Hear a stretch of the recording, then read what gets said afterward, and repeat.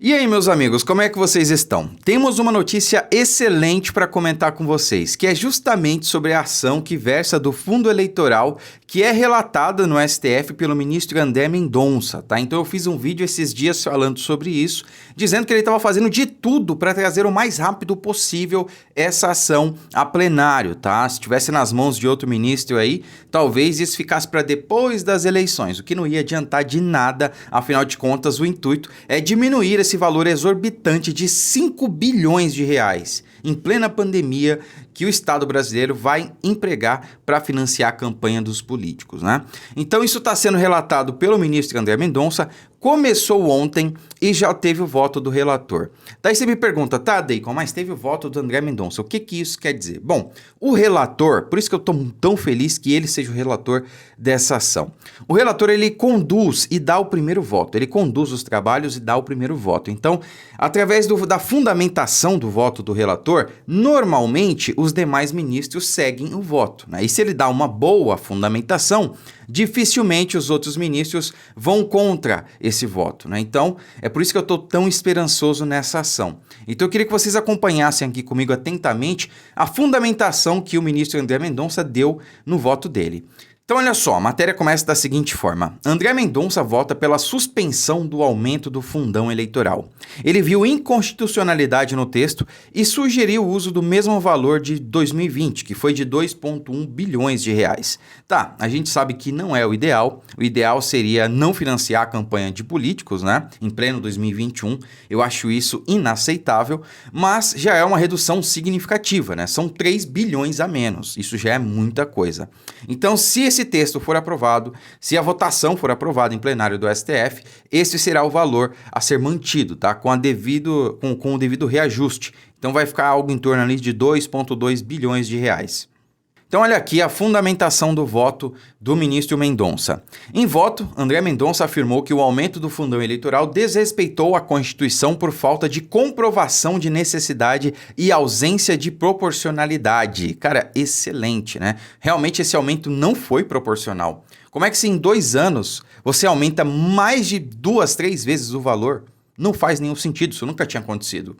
Por isso, o magistrado defendeu ser o caso de suspender o aumento e adotar o valor de 2020, atualizado pela inflação. Ou seja, de 2,1 vai no máximo ali para 2,2 bilhões. É muita coisa, eu sei disso, mas como eu disse, é muito melhor do que 5 bilhões, né?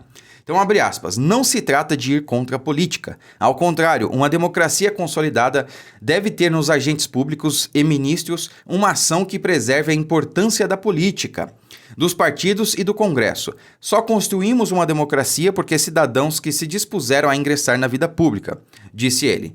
Todos nós, inclusive a política, devemos respeitar a Constituição, afirmou. O ministro do STF disse ainda que autoridades não aportaram razões mínimas que justificassem o aumento. As autoridades não aportaram razões mínimas a justificar a significativa mudança no volume de recursos, afirmou.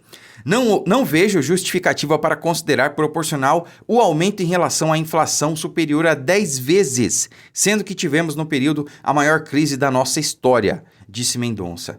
Meu, é sensacional ter um ministro assim. Seria muito bom se a gente tivesse, não os 11, mas pelo menos maioria, assim, sensatos, que se pautassem na realidade, né? Porque é totalmente fora da realidade esse valor, assim como várias decisões oriundas desse mesmo tribunal.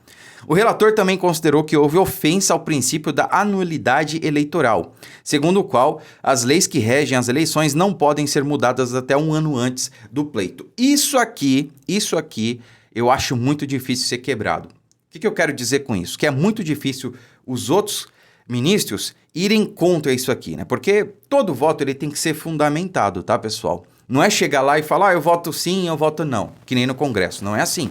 Os votos dos ministros têm que ser fundamentados, tá? Então eles têm que dizer por que são contra alguma coisa ou por que são a favor e fundamentar isso de acordo com a Constituição. Então vai ser muito difícil eles quebrarem isso aqui, viu?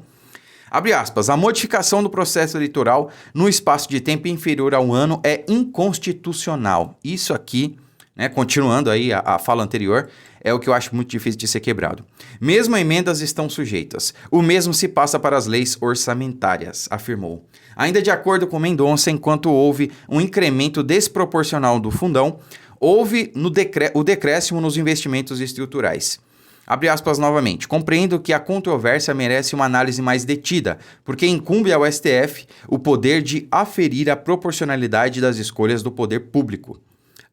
Argumentou. O ministro também considerou que manter o fundão para estas eleições dificulta a recuperação dos valores, caso o aumento não seja suspenso, né? Exatamente. Sensacional aí o voto do ministro, muito bem fundamentado, de maneira técnica, de maneira conexa com a realidade, né?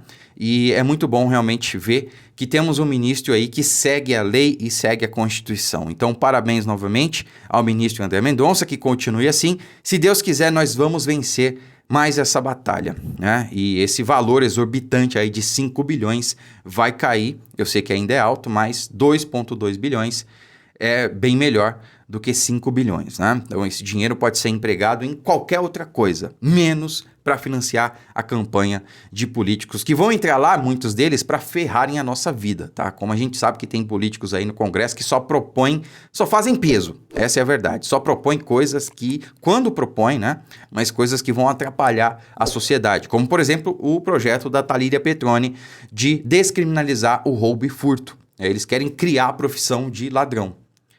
Olha que projeto maravilhoso, né? Então é isso. Compartilhe esse vídeo, inscreva-se no canal, deixe o seu like também, isso é muito importante. Fiquem com Deus e até a próxima.